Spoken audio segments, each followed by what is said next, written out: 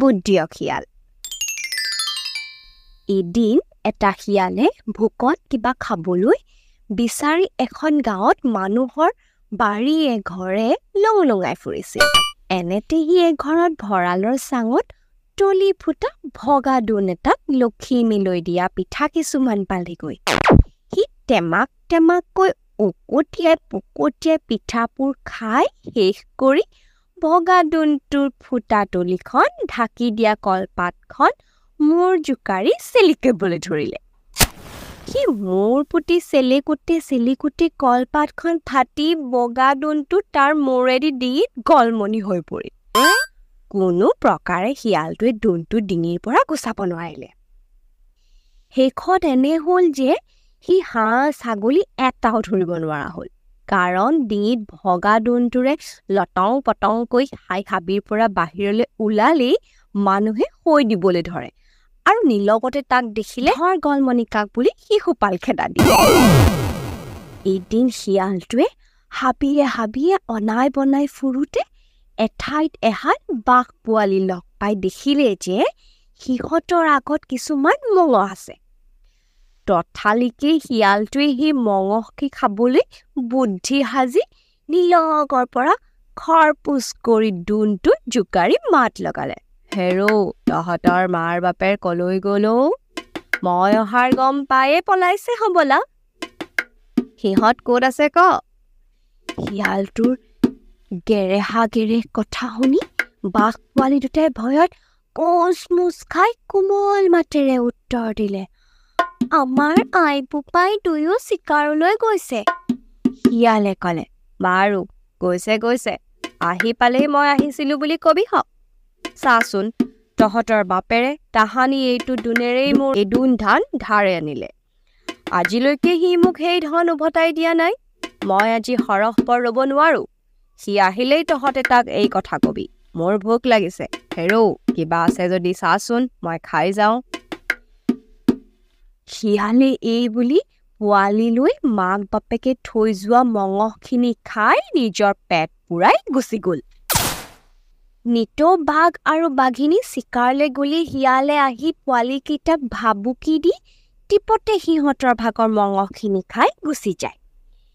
এইদৰে ভালেমান দিন যোৱাৰ পিছত পোৱালিকেইটা শুকাই গৈ চেৰেলা হোৱা দেখি বাঘিনীয়ে কথাটো টং কৰি চালে, সিহঁত কিয় এনেকুৱা হৈছে? আমি ইহঁতলৈ থৈ যোৱা মঙহ আমি ওলাই গ'লে কোনোবাই ইহঁতক ফাঁকি দি খায় নেকি?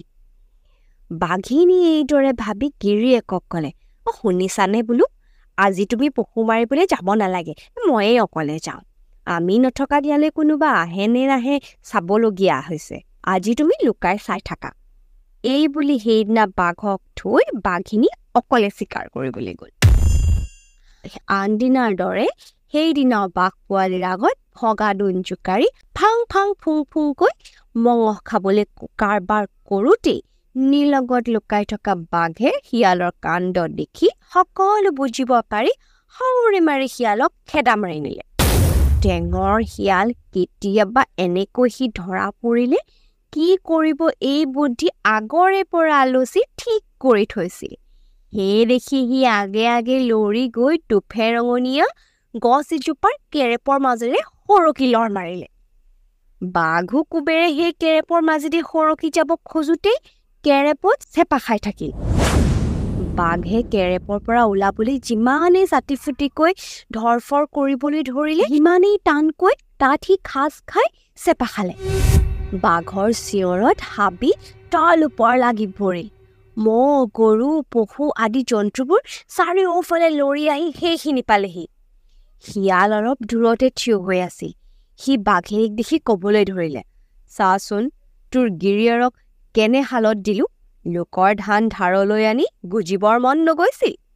এতিয়া কেনে পালি? তোকো মাৰিম বাপেৰে। তই ভালে দিয় যদি মোৰ ধন দে, ধন নাই যদি মোৰ তলতীয়া হৈ থাক। হাক বচন মানি ফুৰ, নহ'লে তোৰ ৰক্ষা নাই, নিশ্চয় জানিবি। তোৰ পোৱালিকেইটাকো আজৰি কৰিহে এৰিম। এনেতে বাঘটো ধৰফৰাই মৰিলে। বাঘিনীয়ে একো উপায় নেপাই শিয়ালৰ অধীন হ'ল। সেইদিনাৰ পৰা শিয়াল মুকলি মৰিয়াকৈ নিৰ্ভয়ে পৰৰ মুখত খাবলৈ ধৰিলে। সি বাঘিনীক চিকাৰলৈ পঠিয়াই আৰু ঠেঙৰ ওপৰত ঠেং তুলি ডকচি খায়। ইয়াৰ কিছুদিন পিছত বাঘিনীয়ে চুংহলাপৰ হ'ল। বাঘিনীয়ে পোৱালি দুটাক লগত লৈ নৈ এখন পাৰ হৈ আন এখন হাবিলৈ যাবলৈ কাৰবাৰ কৰিছে। শিয়ালো ওলাল। বাঘিনী আৰু পোৱালি দুটা নৈত সাঁতুৰি পাৰ হৈছে। শিয়ালেও নিজৰ মান ৰাখিবৰ নিমিত্তে মৰো জীও আধিকৈ পানীত পৰিল। নৈৰ সোঁতত পৰি শিয়ালে থৰ যুগুটি এৰি তলং ফটং কৰি পকাই উঠি যোৱা দেখি বাঘিনী এটাক থাপ মাৰি ধৰি লৈ গ'ল। শিয়ালে বামলৈ উঠিয়ে বাঘিনীক ভেকাহি মাৰি ক'লে, তই মোক কেলে তুলি আনিলি অ? তোক কোনে তুলিবলৈ মাতিছিল? তহঁত তিৰোতাবোৰৰ যদি অকণো বুদ্ধি আছে, বোলো মোক জল কোঁৱৰে ইয়াৰে চাইডোন ধন দিবলৈ লাগে। সি মোক দেখিলে সদায় পলায়। আজি সি বুঢ়াৰ হাতত চেঙেনি পৰিছিল। তাক দেখা পায়ে ভালকৈ ধৰিছিলোঁ। বোলো আজি মোৰ ধনবোৰ তাৰ পৰা নুলিয়াই নেৰো। সেই দেখি তাৰে সৈতে মোৰ জোতাপুতি লাগিছিল। তই সকলোবোৰ ভ্ৰষ্ট কৰিলি। হয়, তইনো কিয় ভেটালি ধৰিছিলি কচোন? এইদৰে চল বুদ্ধি কৰি শিয়ালে নিজৰ মান ৰাখি আকৌ বাঘিনীৰ লগতে ঠাই ল'লে।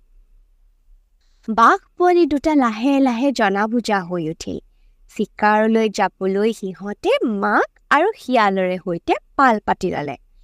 শিয়ালৰ পালৰ দিনা শিয়ালে সিহঁতক নানা চলাহী কথা কৈ গা হাৰে। এদিন শিয়ালে এৰাব নোৱাৰি বাঘিনীৰ সৈতে পহু মাৰিবলৈ ওলাল। শিয়ালে বাঘিনীক ক'লে, মই পহুৰ পতিৰ মুখৰ থাকোঁ। তই সেইফালে গৈ পহু খেদি দেগৈ। পহু মোৰ ওচৰৰে আহিলে আৰু ক'ত হাৰিব? শিয়ালৰ কথামতে বাঘিনীয়ে পহু খেদি দিলে। কিন্তু শিয়ালে পতিৰ মুখত দুবাং জুৰি পৰি থাকোঁতে পহুৱে শিয়ালৰ পেটৰ ওপৰেৰে লৰ মাৰিলে। গছকত শিয়ালৰ পেটৰ ছাল ছিগি গ'ল। পহু পলোৱাৰ পিছত বাঘিনী শিয়ালৰ ওচৰলৈ আহিলত শিয়ালে তাইক গেঠাই গেঠাই ক'লে, শুনিছ? পহুটো এইফালে আহিলত মোৰ এনে হাঁহি উঠিল যে পহুডৰা দূৰতে থাক, মই মোৰ হাঁহিটোকে ৰখাব নোৱাৰিলোঁ। ইমান সৰু পহুটো মইহেন বীৰক ধৰিবলৈ দিয়াত হাঁহি মোৰ পেট ফুটি পেটু নাড়ী ছিগি ওলাই যাবলগীয়া হৈছে। এইবাৰো শিয়ালে বুদ্ধিৰে জিকি আকৌ কিছুদিন বাঘিনীৰ লগতে বহি খাবলৈ পালে। এইদৰে কিছুমান দিন থাকোঁতে বাঘ পোৱালিটোৱে লাহে লাহে শিয়ালৰ টেঙৰালি বুজিব পাৰি তাক ধৰা পেলাবলৈ চান্দিলে।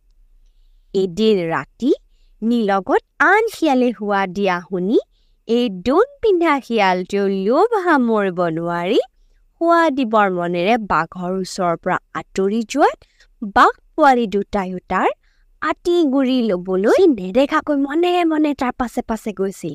আৰু যেতিয়া সি আঁতৰ হৈ নিশ্চিন্ত মনে শোৱা দিলে, সিহঁতে তাক দ্ৰুত শিয়ালি বুলি মনত খুকুৰি নথকাকৈ জানিব পাৰি একে চুচাই খেদি দি ধৰি ঠেকেচি মাৰি পেলালে।